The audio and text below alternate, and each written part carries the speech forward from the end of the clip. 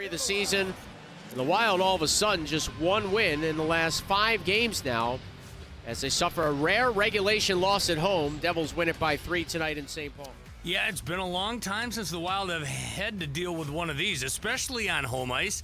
Doesn't soften the blow any, though. 5-2 is the final as they fall short against the New Jersey Devils. Kevin Falness downstairs in the Bob Kurtz Radio Center. Upstairs in the Al Shaver press box, Tom Reid saw the Wild go down in defeat, and Tom, it just felt like all night long they were a step behind the Devils, who were desperate for a victory. Yeah, and sometimes 2 steps, Kevin. They just did not play with a lot of enthusiasm in this game at all. There was no physical play to it. They couldn't get on track on anything. And, it's just one game, and I get it. There's 82 games in the schedule, and you're going to have some clunkers, and this certainly was a clunker for Minnesota. They had no puck luck also at the same time. So we'll see what happens here. Maybe a little bit of rest will help this team and get back on track again, because they've got some very tough games coming up. Joe mentioned this at the end of regulation, and it resonated with me. The last 3 home losses in regulation for the Wild, tonight against the Devils. Before that, December 21st, when they lost 5-1 to the Colorado Avalanche. And the one before that, Tom, October 30th.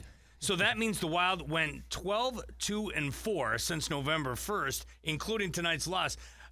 Again, it doesn't soften the blow in how bad this one was, but, man, they've been playing some great hockey on home ice. Yeah, they really have been. I mean, but the people who come into this building want their team win. They want to see some energy, something happen here, but it didn't happen here tonight. And they'll go home, and they won't be very happy, but at the same time, at some point they'll come back in here and hopefully see a much better tilt. Well, they'll get their opportunity come Thursday in a Central Division collision against the Winnipeg Jets. Wild dropped the first one to them, but took the next 2. The Jets have been struggling, but I say that now they're all of a sudden coming off their, I think, 11-game losing streak. They've won 2 in a row, Tom?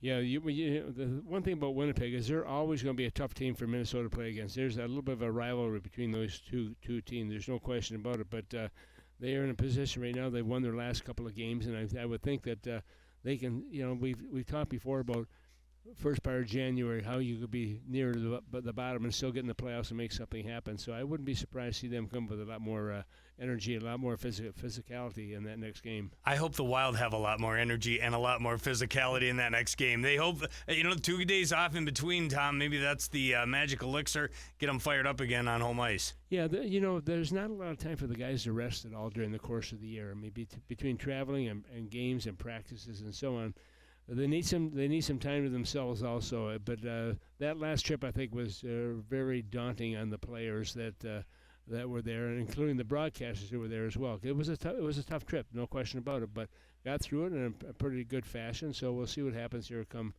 the next game, which is Thursday night. Thursday night against the Jets coming in here. All right, the players need to take some time to themselves. Hopefully you do as well. We'll talk to you Thursday night back here in St. Paul. Thanks, Kevin. Bye. Tom Reid upstairs in the Al Shaver press box following a 5-2 loss to the New Jersey Devils. John Hines' postgame comments should be worth tuning in for. We'll also try to get you some interaction inside that Wild locker room as well. Lots to come, so don't go anywhere. You're listening to Wild Hockey, presented by Grand Casino.